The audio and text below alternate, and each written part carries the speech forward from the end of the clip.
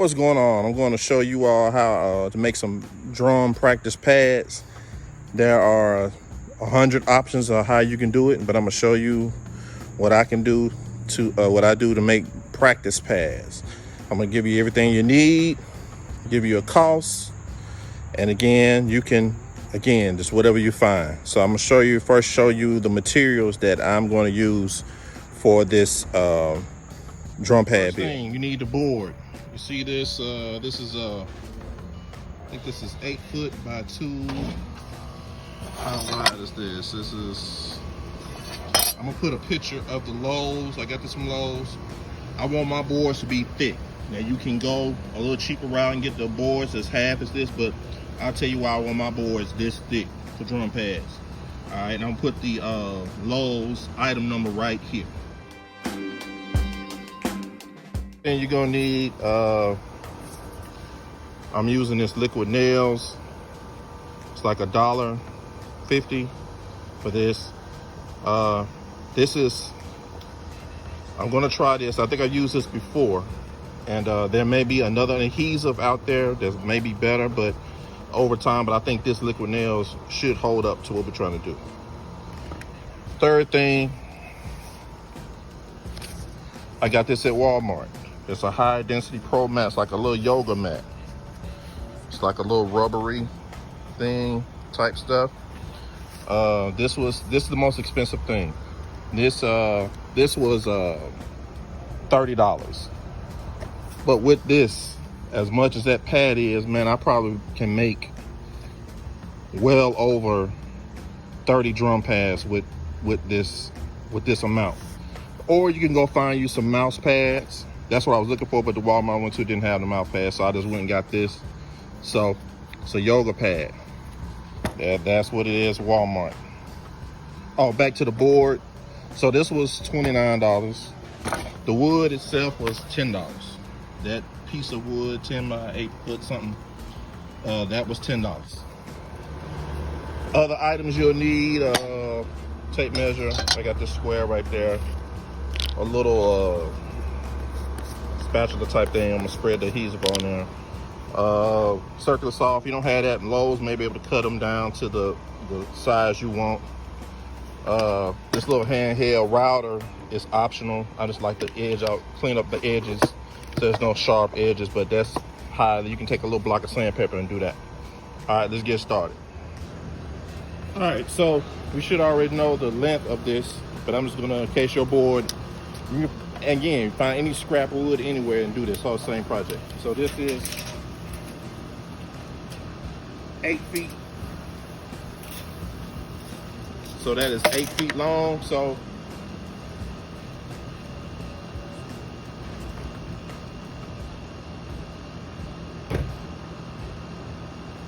that's 8 feet long. So it's all about how wide. Let's see how many. I think so.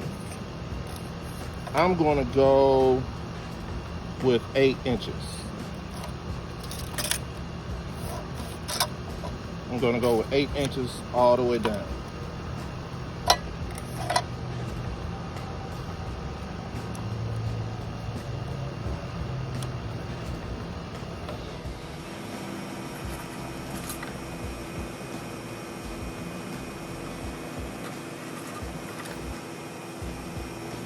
Starting around a little bit. That's cool.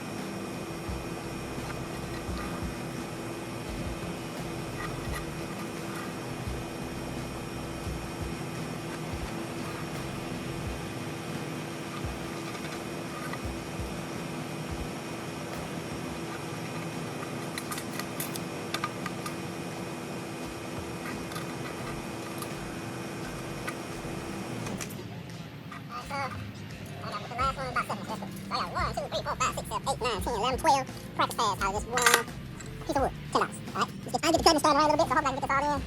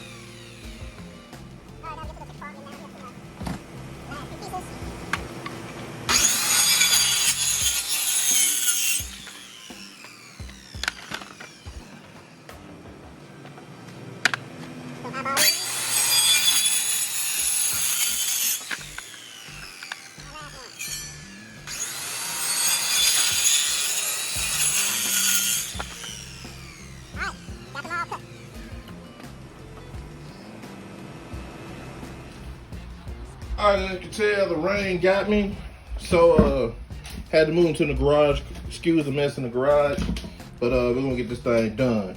All right, next thing is, okay, this is optional. This is just an optional thing. You see how rugged these little edges are? I like to just clean it up, smooth, give it a little rounded edge. Then I'm gonna go back with some sandpaper and sand this up. But this is how a little handheld router. Look, man, I got this at the pawn shop for like maybe $30 or something. I don't know. DeWalt, good brand. But anyway, here we go.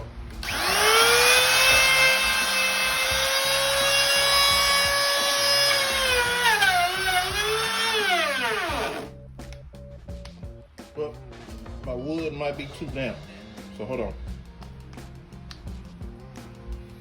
All right, here we go.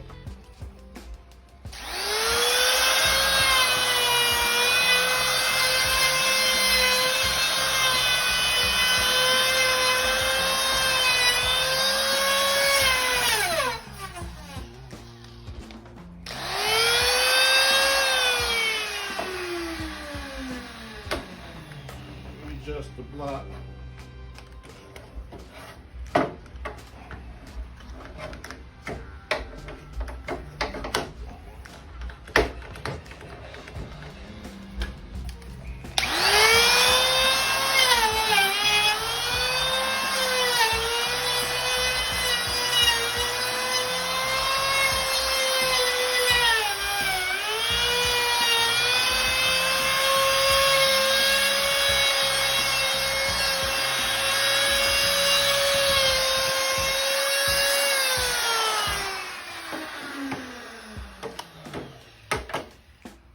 If you can see, I don't know if you can see in the light, but see how it gives it sort of a smoother, get the camera angle. There you can see it right there. So it gives you a little beveled edge, curved edge. And the wood got a little wet and I didn't wait for it to dry, but a little sandpaper will touch all that up right there. But that's some option. You ain't gotta do all that for the actual drum pad. So I'm gonna do a couple of them like that, and then we're just gonna keep on moving. So after you've done all your routing and everything, if you wanna do it, like I said, that's all options. Then, I'm just take this little orbital sander here, on all these little rough edges. Then I'm just go around all the edges, just to smooth and soften all the edges so there's nothing rough to the touch. Nowadays, kids get a splinter, they might be trying to sue you, so just make sure everything is smooth to the touch. So I'm just gonna, hope you can see this on the camera.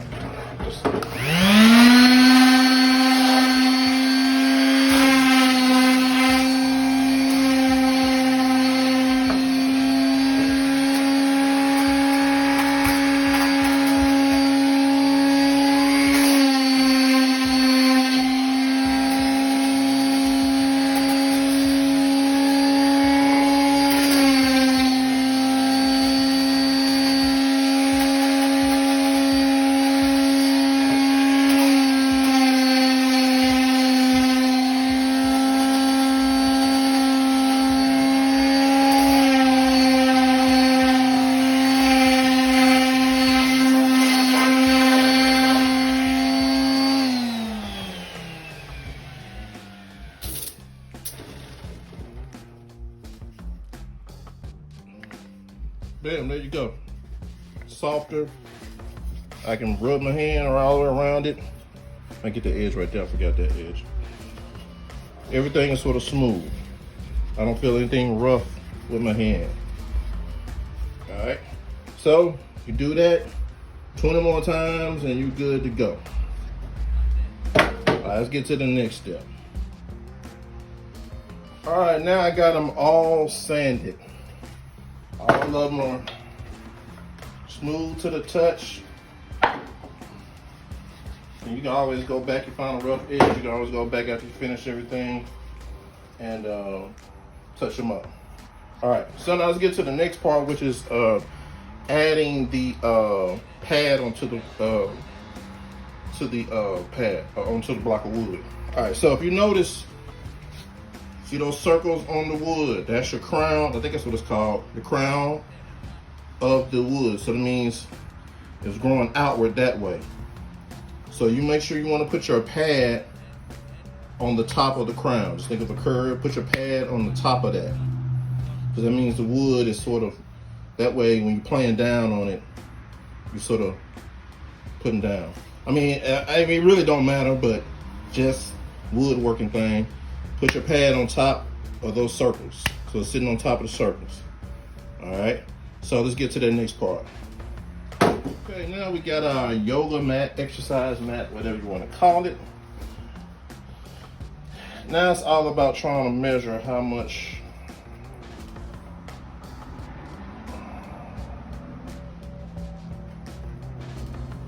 how big, how wide you want to do it. Alright, so I see, I'm gonna make some marks right here. I'm gonna make a mark right here.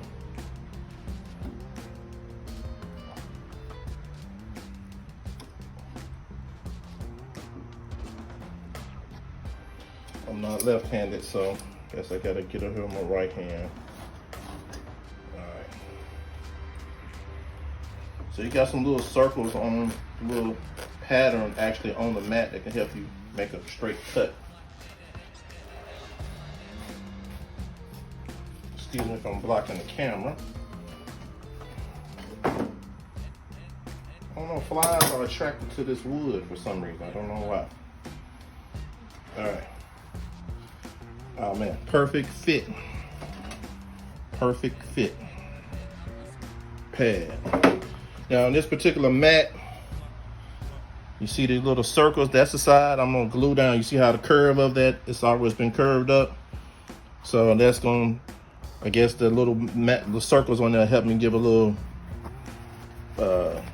grip when I put it down. Plus it's already curved. So I'm just gonna do it like that and keep it down like that. All right, let me find my glue and my little gun thing. Hold on. All right. So of course with this nail gun, if you don't have any of these little things, I mean all this stuff is cheap, like $1 or $2, but you can get this liquid nails in like a little regular tube. But for the cost purpose, I think it was cheaper for me just gonna get the big one. You gotta cut the tip off. You gotta get something going off and then break that seal. All right, so again, making sure that I'm at the top of the crown. Push that down.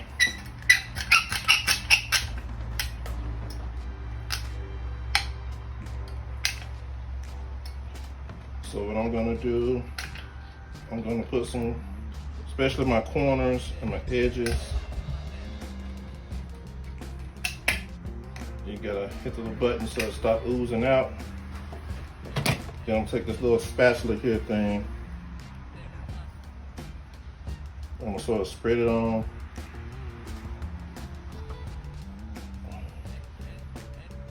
You wanna make sure it's sort of thick on the edges.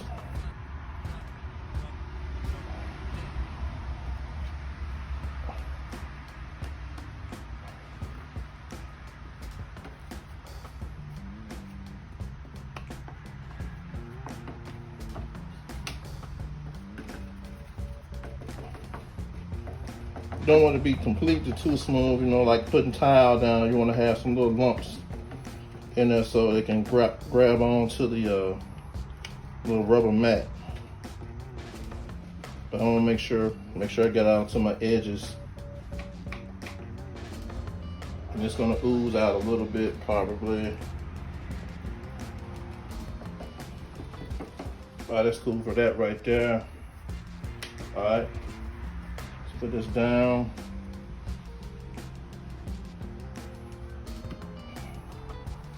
And bam.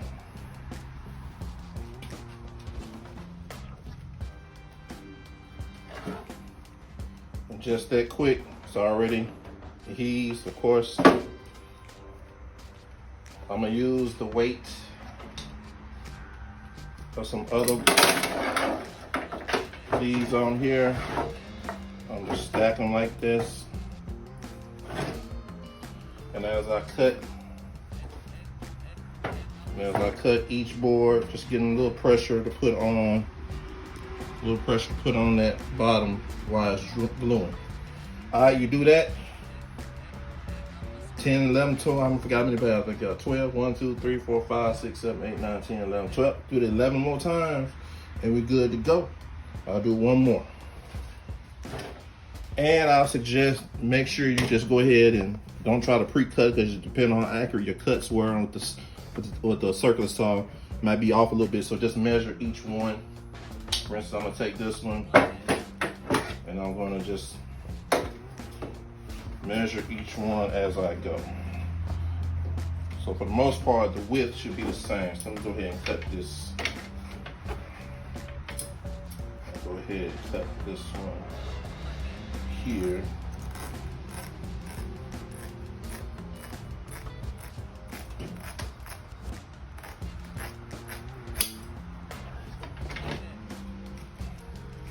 All right, curve there, right there. So I'm gonna come up right there.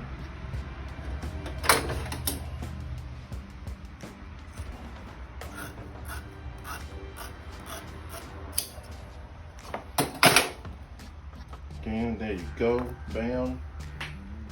Back at you with your glue.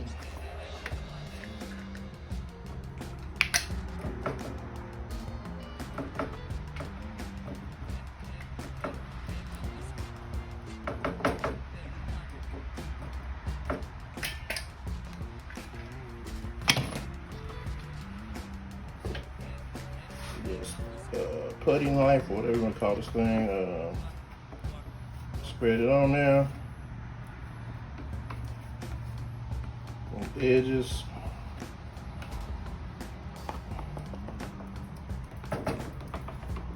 Sort of like you're doing a trowel, you want to leave some little ridges in there so that glue can reach up and grab that pad. So that's that. Curve side up. I didn't listen to my rule. Y'all see what I did? What did I do? I did the curve side down. I'm getting ahead of myself, but still should work.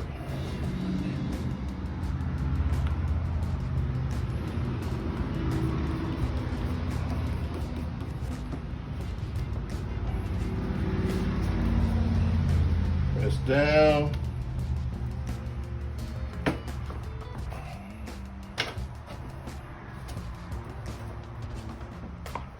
Bam, that's 2. All right, 10 more and I'll be straight.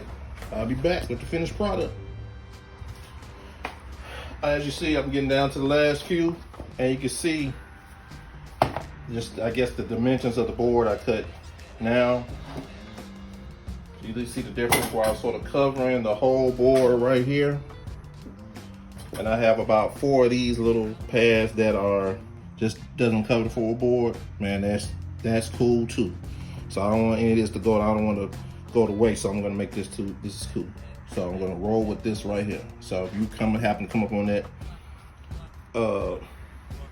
situation where you got some pieces that you cut and this little that is perfectly fine. So if you do come up with these pieces that are small, again, of course, you're not gonna put your glue over the whole board. Just sort of eyeball it. Just the middle part of where you got the width of the pad. Sort of eyeball it. You can go a little. You can go a little on the outside edge. Again, tack it up a little bit so it has something to grip to.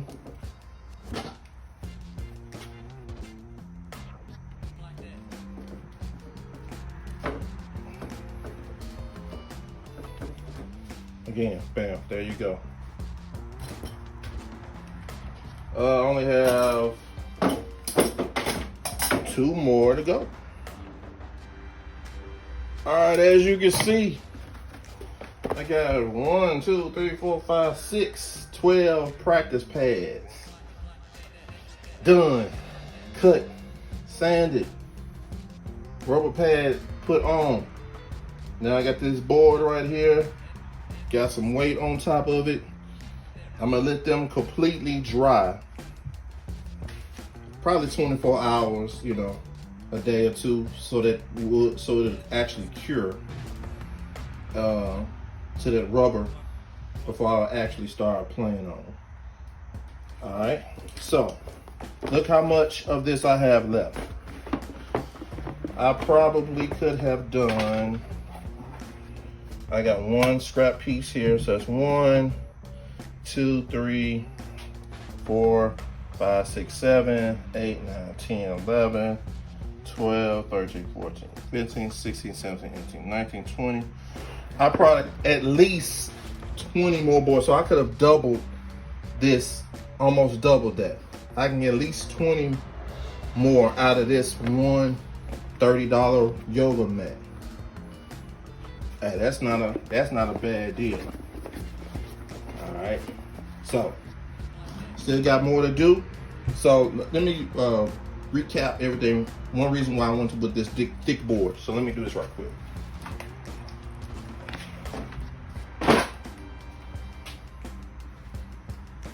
The reason why I went with this real thick board, you could have went with something that thick. No problem. You can do, like I said, whatever you got laying around the garage. See, I could actually cut this down and make 2 or 3 more practice pads out of this. Just some wood I have in the garage. The reason why I like this thick, this durability. So if you're playing on this side, that's your sort of your dampening side. So if you're practicing, you don't want to make too much noise. Then I can flip it over. I can play, and it's solid. You want that solid feel when you're playing, and especially you're playing with snare or something. You want a solid, even feel. So the thicker the wood is better. That's why I want to go with that thicker wood. So I can play on this side for the damping. I can flip it over and play on this side to emulate more of a snare sound, like that. So that's that. I hope y'all enjoy it. Oh, last but not least, the simplest way to do this is to go to a music store and buy one. You can go buy one probably, I don't know, about this size. You're gonna spend probably what, $20? I don't know, I haven't priced one. I hadn't had to buy one in a long time because I always made mine. So you might spend $20 on one this size or bigger. And you can get them fancier, there's little beads inside, all that, you know. Or if you're sort of handy like me and got tools around, or if you got some parents, your booster club around and want to do some stuff, and you want to, hey, go make me 30 practice pads. Hey, you can have them go do this.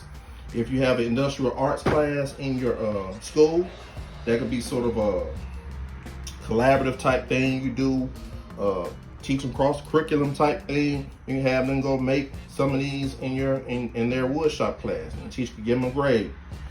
You know, some people say, oh, why kids should be able to go buy a practice pad? Well, obviously you don't know how it is in the city. So anything you could do to help cut the, hey, all you want to do is get kids practicing. So if it makes me spending an hour in the garage on a Saturday, and then I can go pass these out and kids get right to it, or you can wait for a parent to try to go get it themselves, and it might be a week, 2, who knows? Get right to it right here. But hit the like, subscribe. I know this is my RB channel, but I'm posting up here just so people can see. All right, y'all be cool. Peace.